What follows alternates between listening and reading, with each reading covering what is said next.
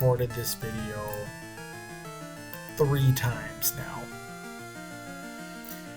And by God, are we going to get through it together. It is Coach JK back with APDL Season 10, live from my West Virginia hotel room. I'm out here for work. I'm 2 weeks behind in uploading videos and had some sound and audio issues here for the first 2 run-throughs, but I think we've got it figured out. We're ready to finally show you our Week 2 action against the Edmonton Eiscues. So, without further ado, I'm going to switch over to our handy-dandy Canva page for our Week 2 team builder. Obviously, this is the Goldenrod Radio Rockets against the Edmonton Eiscues. And let's run through team builder for Season 10, Week 2.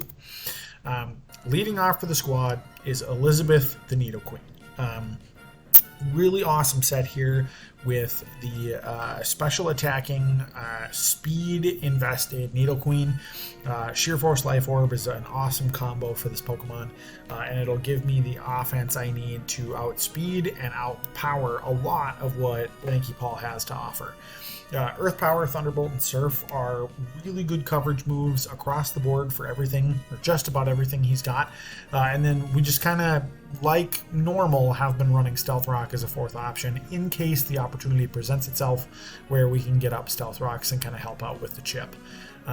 Great set for the Needle Queen this week. It's faster than a lot of what Lanky Paul has, and the special attack investment lets me do a lot of really good damage. Also playing the role of a special attacker for this week, and actually moving from defense to offense, is Archie the Tentacruel. We decided to change things up a little bit and go with a Black Sludge Rain Dish Rain Dance set with some max special attack, a lot of really good speed investment, that timid nature, just like the Needle Queen, to help outspeed a lot of Sean's threats. Dump the rest in HP. And we're running Scald and Ice Beam for our primary attacking moves. Knockoff is a really great utility move that helps me get rid of nasty items. And then Rain Dance kind of just plays into the overall health and well-being of Tentacruel and powers up that Scald. And powers up Needle Queen Surf. So really great special attacking set. Tentacruel is definitely seen as a defensive Pokemon a lot of times, and I think I might be able to catch Lanky Paul off guard by having this be a little bit more offensive than my Week 1 set against the Kalamazoo Raichu. Next up to bat, Sawsbuck is coming off the bench and will be our kind of fast physical attacker for this week. Max attack, just about max speed, with just a couple of extra points that I didn't really need in speed, dumped into HP. We're running Serene Grace for our ability this week with the Life Orb for a little bit of extra damage. And the move set here is going to be Body Slam and Zen Headbutt to pair with that Serene Grace ability. Horn Leech for a little bit of awesome recovery. And then Wild Charge is just a really good stab, or a really good coverage move. Not stab, excuse me. But a really good coverage move and hits Oricorio really, really hard. And that's one of the main threats that we're trying to slow down this week. Okay, we've talked about offense. Let's talk about defense now. Avalugg, the Ice Shelf physical wall, is back. Max HP and defense. It's the same EV spread that we see every week, but it's just darn good. Sturdy and Heavy Duty Boots is to preserve my Sturdy and allows me to counter a fully set up Oricorio. That thing is a monster, and something that in scrimmaging and prepping for this game gave me a lot of trouble. So to counter that, we're running Mirror Coat Sturdy Heavy Duty Boots to hopefully switch in with full HP, take a Revelation Dance or another move that's been boosted by a couple of Quiver Dances. We live it because it's sturdy, and then Mirror Coat our way to a kill and stop the potential sweep. So that's the cool secret tech for this week. We're also running Body Press, Icicle Crash, and Earthquake for some really good offensive moves to pair with my incredible defensive stats. Also, a little bit on the bulkier side and more defensive side this week is Blitzen the Stantler. It is a bulky physical attacker. We dumped everything we could in HP and attack, and the Intimidate Eviolite combo means that Stantler actually takes physical hits really, really well. Psi Shield Bash lets me increase my defense every time I use it while doing damage, which is cool. And then Iron Tail, Earthquake, and Wild Charge are there for just really good coverage moves. And Stantler, after 1 or 2 Psi Shield Bashes, can really stand up against a lot of the physical threats that Lanky Paul has. The one kind of unfortunate thing is Stantler doesn't really get good recovery, so I really need to make sure that I'm getting my defenses raised as soon as possible, so we can, sit in there and really be able to, go toe to toe with some of the physical attackers on the Edmonton Eiscues. And then last but not least, our secret weapon, also against Oricorio. I tunneled really hard on that Pokemon, but we needed to because it's a monster. iPhone 20, the Rotom, is our special wall this week. Max HP and special defense, and an Assault Vest to boot. And for our moveset, one really, really important move in Electro Web to slow down anything that wants to try and increase its speed. So Quiver Dance on the Oricorio, Trailblaze, Flame Charge on the something like a Flareon or something like that, along with Discharge for potential paralysis. Volt Switch lets me pivot, and Shadow Ball is just a good stab move. So Rotom, very, very important in the matchup, especially in slowing down the Oricorio and some of the other Pokemon, and a really great bring for us this week. Alrighty, so our week two matchup. Oh, so many buttons. I gotta look before I click, evidently. But here's the squad for this week. Tentacruel, Nidoqueen, our 2 special attackers, Avalugg and Stantler, defense on the physical side, Rotom, our special wall, and then Sawsbuck is our kind of fast special sweeper. So there's the squad. Really, really excited about the game here, moving into week number 2. And so let's jump on over and watch the replay, and then we'll come back and talk about the steal and some of the other things that happened in the post game. Okay, so here we are in Showdown. Again, just as a refresher, Nidoqueen, Tentacruel, Sawsbuck, Avalugg, Stantler, and Rotom for the home team. And then Lanky Paul chose to bring Oricorio, obviously, Flareon, Crustle, Carbink, Vileplume, and Delibird. So really cool bring from his team. Some stuff that I definitely prepped for in like the Oricorio and the Flareon. Some stuff I didn't expect, like Delibird, Carbink. Even kind of Crustle was a little bit of a surprise. But we are matching up, and I want to start the game off really with going with Nidoqueen to start. I want to get one of my best offensive threats on the field right away from turn 1, and also give us the chance to dump down those stealth rocks if it's a good matchup. He starts Flareon, and this is a point where it's before the Guts boosts happen. That's typically what Flareon runs, so I'm anticipating a Toxic Orb there, and it'll take a turn, and then all of a sudden Flareon's attack goes through the roof. But Nidoqueen has 2 moves that are special or are super effective. I could go Earth Power, I can go Surf. He's got 2 birds that would evade that Earth type or that Ground type move. So we're just going to click Surf to start. We do great damage, and then we do see a Flame Charge from the Flareon. So it's increasing its speed, getting ready for that Toxic Boost, which is going to come in right now for Guts. And I need to get out because now this Flareon is faster than Nidoqueen, and I'm going to die to a Facade. No questions asked. So I'm going to swap into Stantler to get that Intimidate drop, and you really see just how good of a threat Flareon really is. I take that exceptionally well, and it's actually kind of like a, well, thank goodness kind of thing, that Blitzen's able to hang on that well. And we're kind of able to shut this Flareon down. And now Lanky Paw has to worry about toxic damage racking up. It's not going to be able to kill me next turn with any of its moves, and I'm going to be able to knock this thing out. So he either needs to switch or try and just go for it. But he does preserve his threat and go into Crustle. I'm, again, going to raise my defense here with that Psy Shield Bash. And we're going to see he's leftovers. I'm going to just start clicking Iron Tail, and he's going to start setting up hazards. And this is kind of how things go back and forth a little bit here for a few turns. I am going to miss 4 Iron Tails in this game. Spoiler alert. And as a wise man once said, if it's not 100%, it is 50-50. Iron Tail has like 85% accuracy, and I go ahead and I miss quite a few, which definitely plays a factor in not only more spikes being set up, but also my Eviolite getting knocked off. And we'll see in a second against the Carbink after we're able to take out the Crustle in more screens being set up. Iron Tail does incredible damage to Carbink, and we could have killed it. So not only could I still have an Eviolite and there only be a Reflect Up, now instead there is 3 layers of spikes, my Eviolite's gone, and they've got Light Screen and Reflect on their side of the field. So,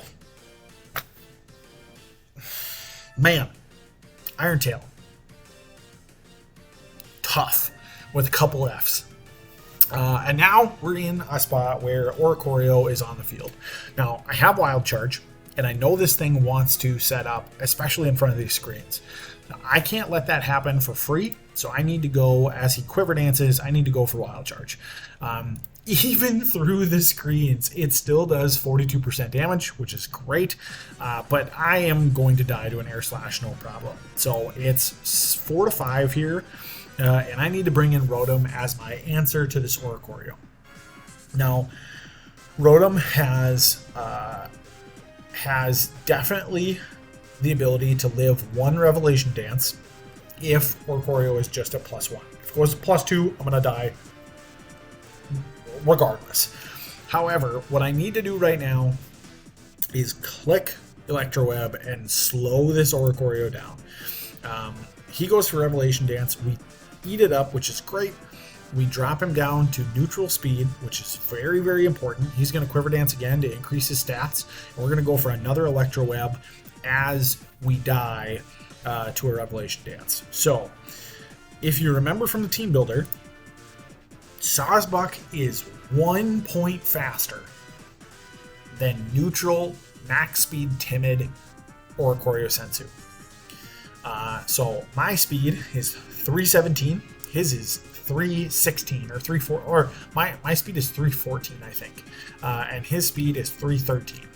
We're 1 point faster, and Wild Charge, or really almost any of my moves, will kill here, especially now that the Reflect is down. So I'm going to come in and take a bunch of hazard damage and just go for the Wild Charge. I don't want to mess around. I want to make sure that if he tried to do some crazy thing, that I was going to kill this thing regardless. So Oricorio goes down. It's 4-3. We're in really good shape here. Now Vileplume comes out. So I've dealt with his biggest threat, but we're far from out of the woods yet. We've got full hazards on our side of the field. My Sawsbuck is at half HP. My Tentacruel is chilling in the back at 100%. Avalug's at 100%, but Nidoqueen's at 62. Going to take damage when they switch in. He's still got a Flareon. I don't know what this Vileplume's going to do, and like a Choice Banded Delibird or something could... You never know. So I still want to be really careful as we play out the end of this game. And now I want to say, okay, Zen Headbutt's going to do tremendous damage here, and we're just going to go for it, try and get flinches, and see what happens here. Serene Grace is a thing. We do great damage with the Zen Headbutt. It's got Rocky Helmet and Strength Sap, though, so he's going to heal that back up, and I am forced to go for Body Slam to get a Paralysis instead, because I know Zen Headbutt's not going to do the job. Unfortunately, we don't get the paralysis, and now we go into a 1v1 with Tentacruel and Vileplume. So I'm going to let this play as kind of this match goes through. He's going to Leech Seed, which kind of counteracts my Black Sludge. I do have Rain Dance on top of it to boost Scald if I need it, and to just kind of give me even more passive recovery. We eat up the Hidden Power. I shouldn't have knocked off. That was a misplay. More of just like, to see if it had any item that I didn't know what it was. It was, Rocky Helmet, unfortunate, but we're gonna slowly whittle this thing down with Ice Beams. We're living the Sludge Wave, which is great. That base, special defense that Tentacruel has definitely coming in clutch here, and we are able to knock out the Vileplume and go up 3-2 with the Flareon in. So here is kind of where our speed investment strategy comes into play big time. Flareon at +1 speed outspeeds everything on my team and is very, very scary. Flareon at neutral speed is slower than Tentacruel and slower than Nidoqueen. Two things can happen here. Number one, he can try and go for a Trail Blaze or a Flame Charge and get that speed boost, and then I am a little in trouble. Or he can go for a different move. Excuse me. He can go for that move, but he'll be slower than Tentacruel, so I'll be able to knock it out. However, Flareon has Quick Attack, and that is more than enough to take me out. Sorry, that was really confusing to try and explain, but I'm going to go into Nidoqueen, and as Flareon is at neutral speed here, no +1s or anything, Quick Attack is just barely not enough to knock out Nidoqueen. It does like 28% max roll or something like that. So if it Quick Attacks, I will die to my Life Orb damage as I kill the Flareon. If it goes with any other move, I should be faster and I'll be able to knock it out. Lanky Paw does not go for the Quick Attack, so we are able to knock out the Flareon with the Surf. We're down to 20% HP. The Delbird comes in, and we Thunderbolt our way to a victory, and we are able to pick up the 2-0 win over Lanky Paw and the Edmonton Eiscues. So a really solid win for us there. Really well thought out and prepped game plan, and I think I played pretty well here. Outside of one or two maybe like not mistakes, but less than optimal plays. So we're able to get that victory, and now we get to go into all the fun stuff with Season 10, into the kind of like the steel portion of things. So let's talk about the steel here. I got a 2-0 victory, so I get 1 protection along with my partner Pokemon. So Tentacruel cannot be stolen. It's my partner, and I chose to protect my Nidoqueen. So Avalugg, Stantler, Sawsbuck, and Rotom are all fair game. And as I move myself out of the way here, we'll find that the Edmonton Eiscues selected Garbodor as the Pokemon that they were going to give me and steal my Rotom. So we get another poison type on the team, and our little Rotom, thanks for the win, buddy, was super important in slowing down that Oricorio and making sure that I didn't get swept by Revelation Dance at +2. We have to say goodbye to iPhone 20, and we get Garbodor. So let's talk about Garbodor. Pretty decent stats all the way around. Like I said, it's another poison type, so it doesn't really help out our type chart all that much. We have another ground weakness, and we lose an immunity with that Levitate from Rotom. But stats-wise, Garbodor is pretty decent. HP, defense, and special defense are all kind of right around 80. That speed at 75, we're not going to run any sprint relays or anything like that, but it could be worse, right? Really respectable attack stat. I think it's like in the low 90s. really close to 100, which is great. And special attack is kind of the afterthought here. But Garbodor's kind of neat. I can run things like toxic spikes. I can absorb toxic spikes, which is really nice. It's got a decent enough attack stat to where I can be a little bit threatening. It gets aftermath and stench, so there's some flinch potential there. And definitely like as a physical wall, if it goes down and do some extra damage, that's kind of neat too. So Garbodor as a new addition to the team could be a lot worse.